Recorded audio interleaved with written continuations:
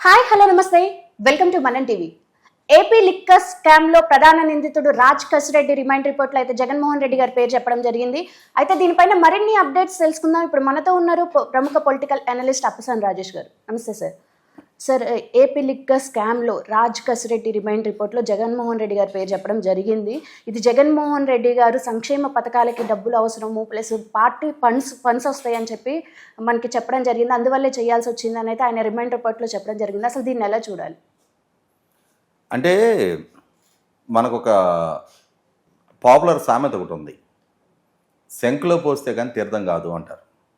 అలాగే ఇవాళ రాజ్ కసిరెడ్డి పోలీసుల విచారణలో, సిట్ అధికారుల విచారణలో అధికారికంగా తన నోటి నుంచి ఆ పదం వెలువడింది కాబట్టి ఇప్పుడు జగన్మోహన్ రెడ్డి గారి ప్రమేయం గురించి మనం మాట్లాడుకుంటున్నాం తప్ప, వాస్తవంగా ఆంధ్రప్రదేశ్ రాష్ట్ర ప్రభుత్వంలో ముఖ్యమంత్రిగా జగన్మోహన్ రెడ్డి గారు కొనసాగిన రోజున ఆయన ద్వారా ప్రజలకు ఏదైనా లబ్ధి చేకూరినా ఆ క్రెడిట్ అయింది.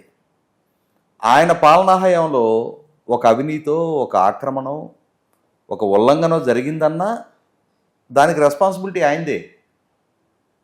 ఇవాళ మద్యం పాలసీ మాటన జరిగిన 1,000 కోట్ల రూపాయల దోపిడీ గురించి మాట్లాడుకునేటప్పుడు ఆ 1,000 కోట్ల రూపాయల లబ్ధి చేకూరింది జగన్మోహన్ రెడ్డి గారికి అవునా కాదా అని చెప్పని సామాన్యుడు ఎవరికి ఎటువంటి డౌటు లేదు. ఎండ్ బెనిఫిషరీ జగన్మోహన్ రెడ్డే అని చెప్పని ప్రతి సగటు ఆంధ్రప్రదేశ్ పౌరుడికి కూడా తెలుసు. కాకుంటే ఎకాఏకిన జగన్మోహన్ రెడ్డి గారి ప్రమేయం గురించి మాట్లాడటానికి విచారణా సంస్థకి కొంత సెన్సిటివిటీ ఉంటుంది. ఆ దృష్ట్యా జగన్మోహన్ రెడ్డి గారి పేరు అక్యూజన్ నెంబర్ 1గా ఆయన పేరు రాలేదు. కానీ రేపటి రోజున ఛార్జ్ షీట్ ఫైల్ చేసే నాటికి 100కి 100 పాళ్ళు అక్యూజన్ నెంబర్ 1గా జగన్మోహన్ రెడ్డి గారి ప్రస్తావనే వచ్చి తీరుతుంది. ప్రస్తుతం అక్యూజన్ నెంబర్ 1గా కసిరెడ్డి రాజ్ పేరు ప్రస్తావించిన జగన్మోహన్ రెడ్డి గారి ప్రభుత్వంలో ఎవరో ఐటీ అడ్వైజర్గా పనిచేసిన కసిరెడ్డి రాజు 1,000 కోట్ల రూపాయలు తను లబ్ధి పొందాడు అని అంటే అసలు డిస్టిలరీస్ ఇతను ఎందుకు ఎంటర్టైన్ చేస్తాయి? పాలకుడిగా జగన్మోహన్ రెడ్డి గారు ఉన్నారు. పాలసీస్ ఇంప్లిమెంట్ చేసేది, డెసిషన్ తీసుకునేది ఆయన. పాలసీ మేకరు, పాలసీస్ ఎగ్జిక్యూట్ చేసేది ముఖ్యమంత్రి హోదాలో ఉన్న జగన్మోహన్ రెడ్డి గారు.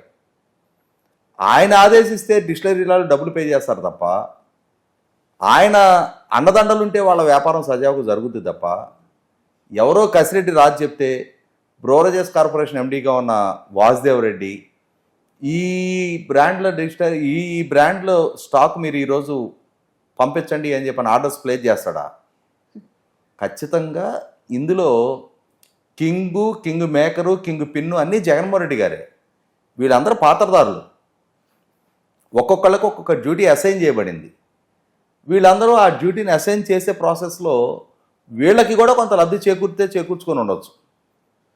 సహజంగా జరిగే ప్రక్రియ అది. అవినీతిలో భాగస్వాములు అయి ఉన్నప్పుడు పెద్ద నాయకుడికి పెద్ద మొత్తంలో దక్కితే చిన్న వ్యక్తులకి చిన్న మొత్తంలోనే దక్కుద్ది. అంతేగాని ఎవడు చారిటీ చేయడు ఇక్కడ. ఇటువంటి సందర్భంలో ఐటీ అడ్వైజర్గా పనిచేసిన కేసిరెడ్డి రాజశేఖర్ రెడ్డి అలియాస్ కసిరెడ్డి రాజు, అతను ఐటీ అడ్వైజర్కి ఈ రాష్ట్రానికి ఏమైనా సేవలు అందించాడా? అతని పాలనా హయాంలో ఏమైనా ఐటీ కంపెనీలు తెప్పించాడా? జగన్మోహన్ రెడ్డి గారు అతను పిలిచి ఐటీ అడ్వైజర్గా ఈ రాష్ట్ర యువత వలస వెళ్ళటానికి ఆస్కారం లేకుండా ఇక్కడే ఇండస్ట్రీని డెవలప్ చేద్దాం, ఐటీ కంపెనీల వాళ్ళతో మాట్లాడి ఛానలైజ్ చేసి ఈ రాష్ట్రంలో ఐటీ కంపెనీలు గ్రౌండింగ్ అవడానికి నువ్వు చొరవ చూపని చెప్పని ఏమైనా చెప్పారా? మనకి నిన్న కేసీఆర్ రాజు ఏం చెప్పాడు విచారణాధికారులకి? ప్రభుత్వానికి ఆదాయం సమకూరాలి, పార్టీకి ఫండ్ చేకూరాలి అని చెప్పని జగన్మోహన్ రెడ్డి గారు ఆదేశించిన మేరకే మేమందరం కలిసి కూర్చొని మేధోమథనం చేసి ఈ పాలసీని అడాప్ట్ చేసుకున్నాము అని చెప్పని. ఇక్కడ చాలా ప్రశ్నలకి సమాధానం చెప్పి తీరాల్సిన బాధ్యత జగన్మోహన్ రెడ్డి గారి మీద ఉంది. ఎందుకనంటే సహజంగా ప్రభుత్వానికి సంబంధించిన పాలసీసు ఆ డెసిషన్ మేకింగ్ ఎక్కడ జరగాలి? అయితే ముఖ్యమంత్రి కార్యాలయంలో జరగాలి, లేదు ఆ కన్సర్న్ ఎక్సైజ్ మినిస్టర్ కార్యాలయంలో జరగాలి.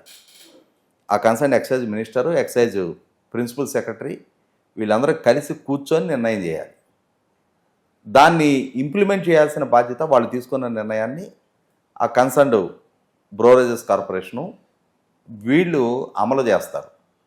అయితే అది చట్టరూపంగా అమల్లోకి రావాలి అని అంటే వీళ్ళు డ్రాఫ్ట్ చేసిన పాలసీని క్యాబినెట్లో అప్రూవ్ చేయించి అసెంబ్లీలో చర్చ పెట్టి అసెంబ్లీలో బిల్లు ఆమోదం పొందిన తర్వాత ఆ బిల్లు గవర్నర్ గారి సమక్షానికి వెళ్ళి గవర్నర్ గారి దగ్గర ఆమోదముద్ర పడిన తర్వాత అప్పుడు చట్టరూపంగా అమల్లోకి వస్తుంది. కానీ ఇక్కడ జరిగింది ఏంటి, ఈ ప్రాసెస్ను ఫాలో కాల. ఈ ప్రాసెస్లో ఎక్సైజ్ మినిస్టరు, ప్రిన్సిపల్ సెక్రటరీ వాళ్ళు ఇన్వాల్వ్ కావాలి. లేదు అని అంటే మహా అయితే బ్రోరేజెస్ కార్పొరేషన్ ఎండి ఆ విభాగానికి సంబంధించిన అధికారులు ఇన్వాల్వ్ కావాలి. కానీ ఇక్కడ విజయసాయి రెడ్డి, అతనికి state government day to day అఫైర్స్తో సంబంధం లేదు.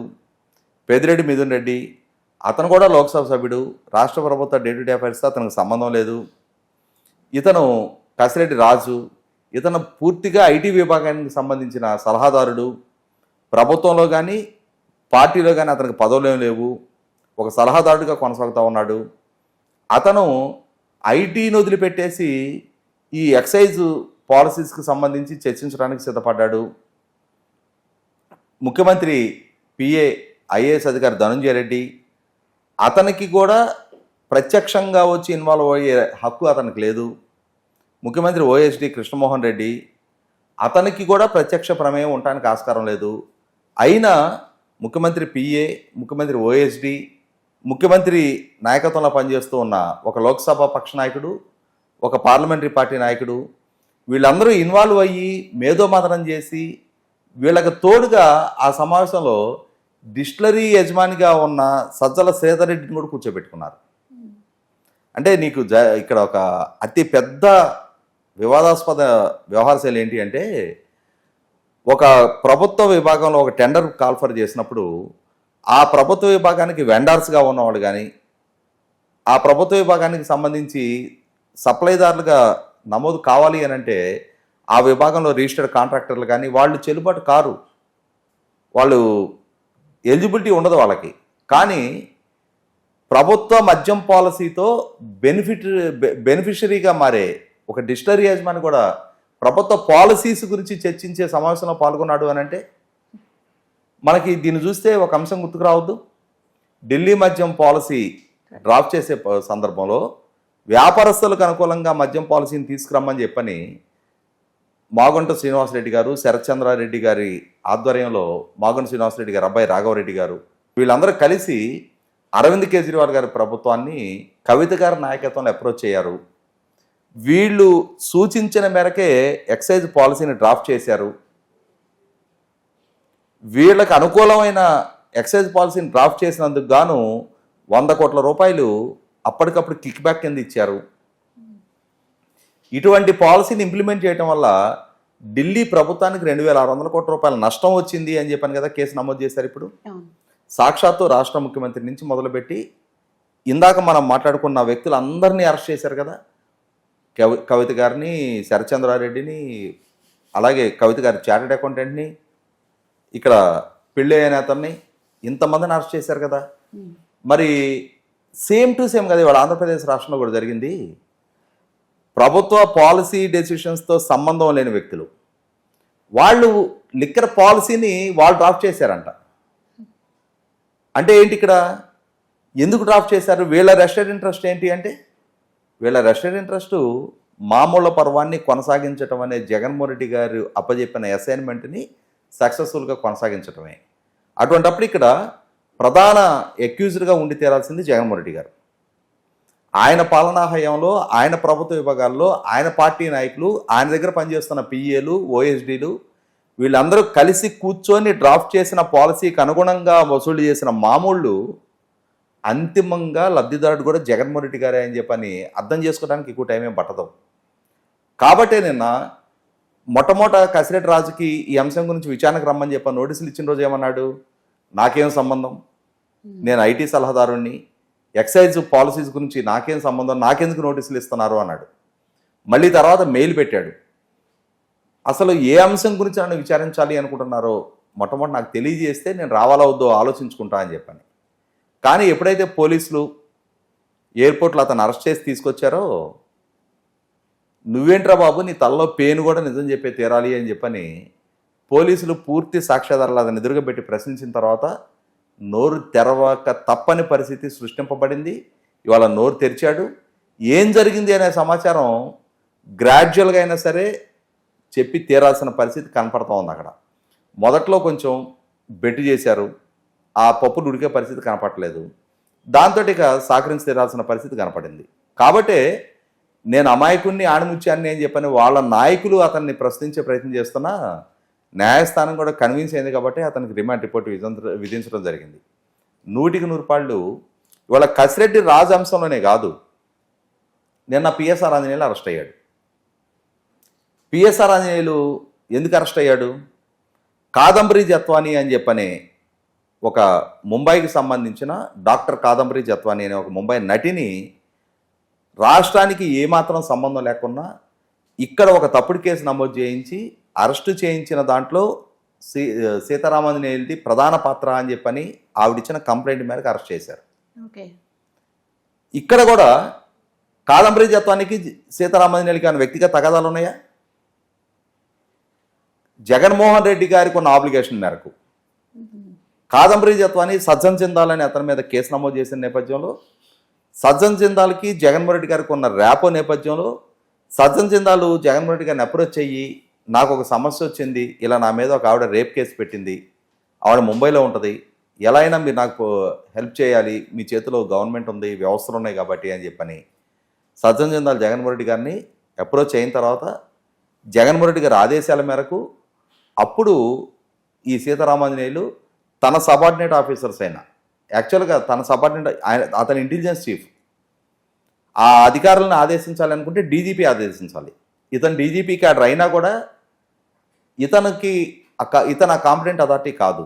అయినా సరే ముఖ్యమంత్రితో సన్నిహితంగా ఉంటున్నాడు కాబట్టి పిలిచింది సీఎంఓ కాబట్టి సీఎంఓకి వచ్చి కాంతిలాల్ రాణా టాటా, విశాల్ గున్ని లాంటి వాళ్ళు ఇతనితో చర్చించిన మేరకు, ఇతను ఇచ్చిన ఆదేశాల మేరకు సీఎంఓలో సీతారామాంజనేయులు గారు ఇచ్చిన ఆదేశాల మేరకే మేము ఆ అమ్మాయిని అక్కడి నుంచి తీసుకురావడం జరిగిందని చెప్పిన విషయాలు కొన్ని విచారణ అధికారులకి తెలియజేసిన నేపథ్యంలో ఇవాళ సీతారామాంజనేయులు అరెస్ట్ జరిగింది. అంటే ఇక్కడ అర్థమవుతుంది ఏంటి, ఇష్యూ సీతారామాంజనేయులకి సంబంధించింది కాదు, ఇష్యూ జగన్మోహన్ రెడ్డి గారికి సంబంధించింది. అంటే ఆ కాదంబరి జత్వానితో జగన్మోహన్ రెడ్డి గారికి ఏమి లావాదేవీలు లేవు. కానీ జగన్మోహన్ రెడ్డి గారికి బాగా పరిచయస్తుడిగా ఉన్న సజ్జన్ జిందాల్తోకి ఆమెకి మధ్య ఇష్యూస్ ఉన్న నేపథ్యంలో సజ్జన్ జిందాల్ రెస్క్యూ కోసం జగన్మోహన్ రెడ్డి గారు వెళ్ళారు. ఆ వెళుతూ తన ప్రభుత్వంలో కీలక స్థానాల్లో ఉన్న పోలీసు అధికారులను ఇన్వాల్వ్ చేశాడు. వీళ్ళ ద్వారా ఆ ఇష్యూని రిజాల్వ్ చేసుకోవడానికి ప్రయత్నం చేశాడు.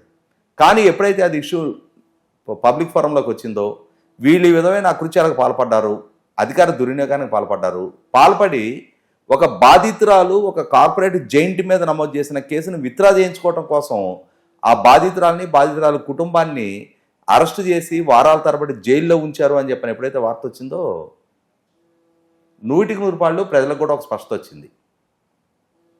ఖచ్చితంగా జగన్మోహన్ రెడ్డి గారి ఆదేశాల మేరకు ఈ విధమైన తప్పుడు పనుల్లో ఇన్వాల్వ్ అయిన పర్యవసానం వీళ్ళందరూ కూడా ఇవాళ వాళ్ళ కెరీర్లు పణంగా పెట్టబడ్డాయి, కేసులు పాలవుతూ ఉన్నారు, జైలు పాలవుతూ ఉన్నారు. అక్కడ కసిరెడ్డి రాజు అయినా ఇక్కడ సీతారామాంజనేయులు అయినా సరే 100% జగన్మోహన్ రెడ్డి గారి కోసం పనిచేసి ఇవాళ వాళ్ళు జైలుకి వెళ్తూ ఉన్నారు, వాళ్ళు కేసులు పాలవుతూ ఉన్నారు. అంతిమ లబ్ధిదారుడైన జగన్మోహన్ రెడ్డి గారి దగ్గరికి ఇటు కాదంబరి జత్వాని విచారణ చేరుకోవాలి, అటు ఎక్సైజు పాలసీ మోడర్న్ జరిగిన వేల కోట్ల రూపాయల అవినీతి విచారణ కూడా ఆయన దగ్గరికి చేరుకొనే తీరాలి.